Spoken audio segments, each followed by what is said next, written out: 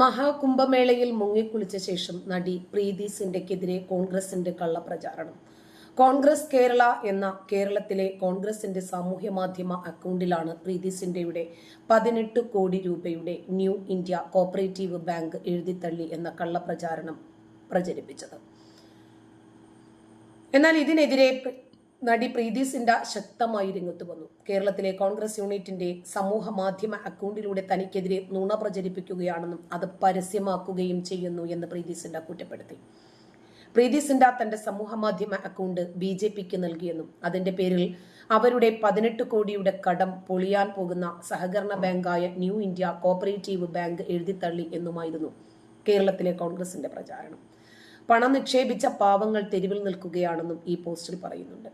ഈ സഹകരണ ബാങ്കിൽ 25 കോടി രൂപ വരെ വായ്പ യാതൊരു രേഖകളും പരിശോധിക്കാതെ നൽകി വന്നിരുന്നെന്നും പ്രീതി സിൻഡ ഇവിടെ നിന്നും 18 കോടി രൂപ വായ്പ എടുത്തിരുന്നെന്നും ബാങ്ക് പൊളിഞ്ഞതോടെ റിസർവ് ബാങ്ക് തന്നെ പ്രീതി സിൻഡയുടെ കടം എഴുതി തള്ളി എന്നുമായിരുന്നു കോൺഗ്രസിന്റെ പ്രചാരണം.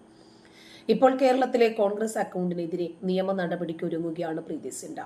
തനിക്ക് ബാങ്കിൽ ഓവർ ഡ്രാഫ്റ്റായി പണം കടമെടുക്കാൻ സൗകര്യമുണ്ടായിരുന്നു. അന്ന് എടുത്ത കടമെല്ലാം 10 വർഷം മുമ്പ് മുഴുവനായി താൻ അടച്ചു തീർത്തെന്നും ഈ അക്കൗണ്ട് 10 വർഷം മുമ്പേ അവസാനിപ്പിച്ചെന്നും പ്രീതി സിൻഡ പറഞ്ഞു. വസ്തുത ഇതായിരിക്കെ നുണ പ്രചാരണം നടത്തുകയാണ് കോൺഗ്രസ് എന്നും ശക്തമായ രൂപത്തിൽ പ്രതിഷേധിക്കാനും പ്രതികരിക്കാനും തന്നെയാണ് തീരുമാനമെന്നും പ്രീതി സിൻഡ. ഇത്തവണത്തെ മഹാകുംഭമേള വലിയ രൂപത്തിൽ കുപ്രസിദ്ധി ആർജിച്ചിരുന്നു.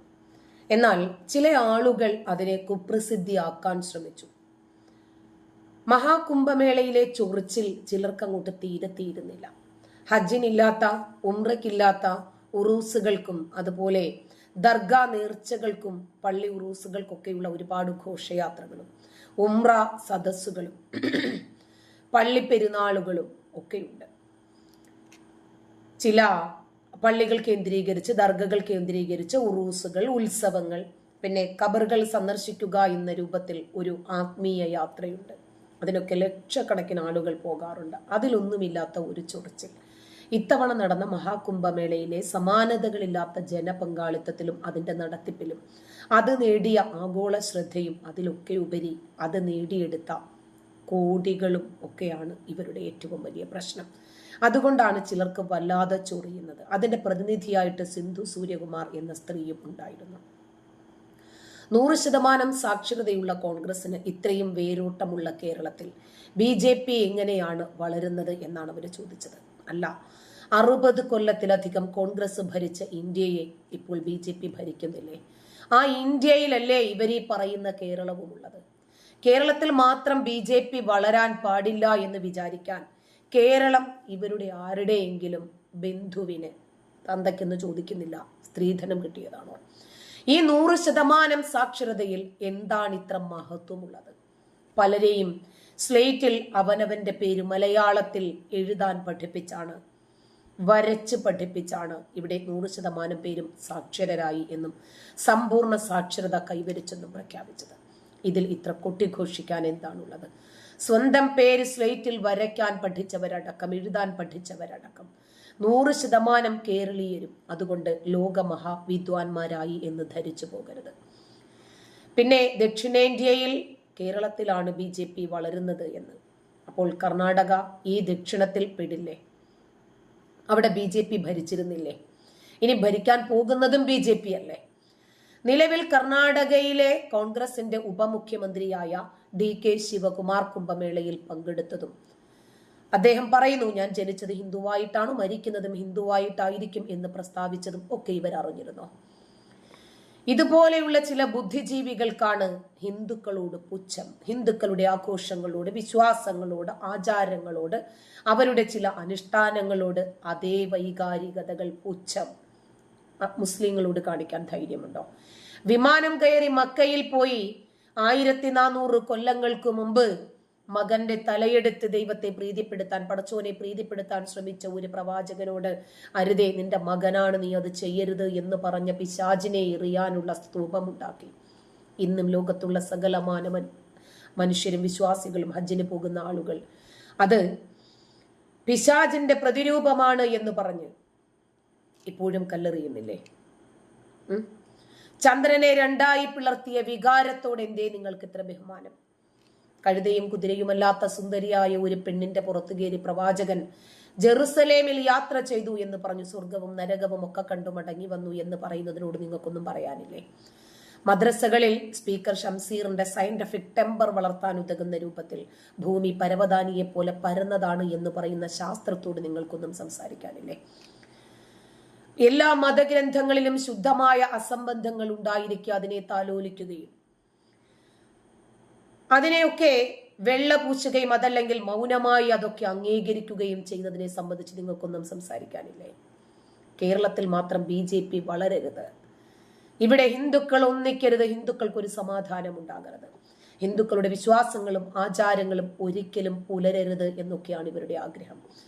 6-ാം നൂറ്റാണ്ടിലെ ഒരു വിദേശ ആചാരവും അവരുടെ മതനിയമങ്ങളും വിശ്വാസങ്ങളും ഒക്കെ ഇവിടെ പുലരണം, അത് പ്രചരിക്കണം, അതിനെ വാനോളം വാഴ്ത്തണം, അത് പിന്തുടരുന്നവരെ പിന്താങ്ങണം, അവരുടെ സംഖ്യ പെരുകണം. അതിലൊന്നും ഒരു തെറ്റുമില്ല. അവരുടെ ആശയം അനുസരിച്ച് അവർക്ക് പെരുകാം, മറ്റുള്ളവരെ ഇല്ലാതാക്കാം, അതിനെയൊക്കെ നമുക്ക് അംഗീകരിക്കാം. ഹൈന്ദവ സംസ്കാരത്തോട് മാത്രമാണ് ഇവരുടെ ചൊറിച്ചിൽ. 6-ാം നൂറ്റാണ്ടിലെ അറബ് സംസ്കാരത്തോട് വിധേയത്വം. എന്നാലേ ഇവര് പുരോഗമന ബുദ്ധിജീവിയാകൂ എന്ന് മാത്രമല്ല, ഒരു 916 മതേതരനാകണമെങ്കിൽ ഇതൊക്കെ ഉണ്ടാകണം. ഈ ഊള വിശ്വാസമാണ് ഇവരെ മുന്നോട്ട് നയിക്കുന്നത്. എതിർക്കുന്നെങ്കിൽ എല്ലാ വിശ്വാസങ്ങളെയും ആചാരങ്ങളെയും എല്ലാ രൂപത്തിലുള്ള 6-ാം നൂറ്റാണ്ടിന്റെ ഇത്തരം ബുദ്ധിശൂന്യമായ ആശയങ്ങളെയും നിങ്ങൾ എതിർക്കണം. കാരണം നിങ്ങൾ എല്ലാത്തിനെയും എതിർക്കുന്നു എന്ന് നിങ്ങൾ പറയുന്നത് കൊണ്ടാണ് ഇത് പറയുന്നത്. നിങ്ങളുടെ മതത്തെ മാത്രം വിമർശിക്കുന്ന ഒരു വ്യക്തിയാണെങ്കിൽ അത് പറയില്ല.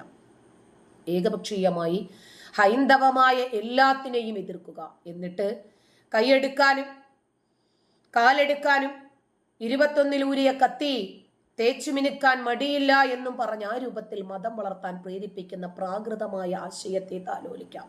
ഇത് ഇരട്ടത്താപ്പാണ്. നിങ്ങൾ ഇതിനെ പുരോഗമനം എന്ന് വിളിച്ചോ, തലയ്ക്കകത്ത് ആളുതാമസമുള്ളവർക്ക് ഇത് ഇരട്ടത്താപ്പാണ്. ഇവരുടെ നിന്ദ്യമായ അവഹേളന പ്രകടനം ഹിന്ദുക്കളെ ഒന്നിപ്പിക്കും, അവർക്കിത് ആവേശമായിരിക്കും. ഈ ഹിന്ദു വിരോധം തന്നെയാണ് കോൺഗ്രസിനെ തളർത്തിയതും BJPയെ വളർത്തിയതും. ഇന്ത്യയുടെ ഭരണാധികാരം ആ പാർട്ടിക്ക് നേടിക്കൊടുത്തതും ഈ ഒറ്റപ്പെടുത്തലും കുറ്റപ്പെടുത്തലും തന്നെയാണ്. കോൺഗ്രസിന്റെ വേരോട്ടം ഇന്ന് കേരളത്തിൽ മാത്രം ചുരുങ്ങിപ്പോയത് എന്തുകൊണ്ടാണ്? ആ വേരുകളും ജീർണിച്ചു തുടങ്ങുന്നത് എന്തുകൊണ്ടാണ്? കേരളം ആരുടെയും തറവാട്ട് സ്വത്തല്ല. BJPക്ക് കേരളം ബാലികേറാമലയുമല്ല. എന്നെ സംബന്ധിച്ചിടത്തോളം വ്യക്തിപരമായി ഞാൻ ഒരു വിശ്വാസത്തിന്റെയും ഭാഗമല്ല. എനിക്ക് എല്ലാത്തിലും എന്തെങ്കിലും രൂപത്തിൽ സത്യമുണ്ടെങ്കിൽ അത് ഫോളോ ചെയ്തിട്ട് മറ്റുള്ളവർക്ക് ഉപദ്രവമാകരുത്, മറ്റുള്ളവരെ നിർബന്ധിക്കരുത്. സത്യം വിശ്വാസമല്ലത് സത്യമാണ്.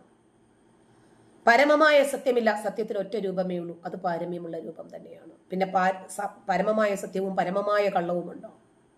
ഇല്ല.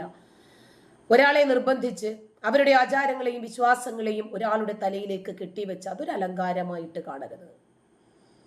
ഒരാളുടെ വിശ്വാസം മറ്റൊരാൾക്ക് ദോഷമാകരുത്.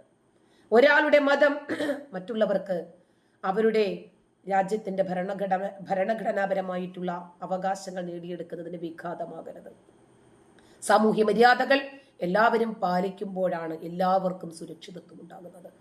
എല്ലാത്തിനെയും അംഗീകരിക്കുക എന്ന് പറയുമ്പോൾ മറ്റുള്ളവർക്ക് ദോഷം വരുത്തുന്ന വിശ്വാസങ്ങളെയും ആചാരങ്ങളെയും എതിർത്ത് തോൽപ്പിക്കാനും നമുക്ക് സാധിക്കണം. ഹിന്ദുക്കളുടെ വിശ്വാസങ്ങളും ആചാരങ്ങളും ആർക്കെങ്കിലും ദോഷം ചെയ്യുന്നതാണെങ്കിൽ അതിനെ എതിർക്കണം. എന്നാൽ മറ്റേ കൂട്ടരുടെ വിശ്വാസങ്ങൾ മറ്റുള്ളവർക്ക് ദോഷമോ അപകടമോ ആപത്തോ ഉണ്ടെങ്കിൽ അതിനെയും എതിർക്കാൻ സാധിക്കണം. ബംഗ്ലാദേശിൽ ജമാഅത്തെ ഇസ്ലാമി എന്താ ചെയ്യുന്നത്? ഹമാസ് എന്താ ചെയ്യുന്നത്? പലസ്തീനിൽ എന്തെങ്കിലും ആരെങ്കിലും മിണ്ടിയോ? ഹമാസിനെ പോലെയുള്ള ഭീകരരുടെ ചിത്രങ്ങൾ ഏന്തി ഘോഷയാത്ര നടത്തുന്ന ആളുകളെ വെള്ളപൂശാൻ നിങ്ങൾക്ക് പറ്റും. താലിബാൻ വിസ്മയമാണ്, ഹമാസ് പോരാളികളാണ് എന്ന് പറയുന്ന ടീമിനെ ഇത്ര തീവ്രമായി ഈ കപട ബുദ്ധിജീവികളെയും മതേതറകളെയും ഈ കേരളത്തിന് കാണേണ്ടി വരുന്നത് നല്ല സാഹചര്യമാണ്. ഹിന്ദുക്കൾ ഭൂരിപക്ഷമായതുകൊണ്ട് മാത്രം ജിഹാദിസത്തിന്റെയും കമ്മ്യൂണിസത്തിന്റെയും അടിമത്വത്തിന്റെ പ്രത്യയശാസ്ത്രങ്ങളിൽ പെട്ടുപോകാതെ ഇവിടെ ഇന്നും മതേതരത്വം നിലനിൽക്കുന്നുണ്ട്. ഈ ഹിന്ദുക്കൾക്ക് കിട്ടിയ ഭൂരിപക്ഷം മുസ്ലിങ്ങൾക്കാണ് ലഭിച്ചിരുന്നതെങ്കിൽ നമുക്ക് ചിന്തിക്കാൻ പോലും സാധിക്കാത്ത രൂപത്തിൽ മുക്കിലും മൂലയിലും ഇസ്ലാമിന്റെ കൂടിനാട്ടമായിരുന്നു. ഫൈസി പറഞ്ഞതുപോലെ നിങ്ങളിവിടെ ഭയപ്പെടാതെ ജീവിക്കണമെങ്കിൽ ഞങ്ങൾ പറയും നിങ്ങൾ ഭയപ്പെടണോ വേണ്ടയോ എന്ന്. ആ രൂപത്തിൽ ഈ ഇന്ത്യയെ കൊണ്ടു ചെന്നെത്തിക്കാനായിരുന്നു ഇവർ ശ്രമിച്ചിരുന്നത്.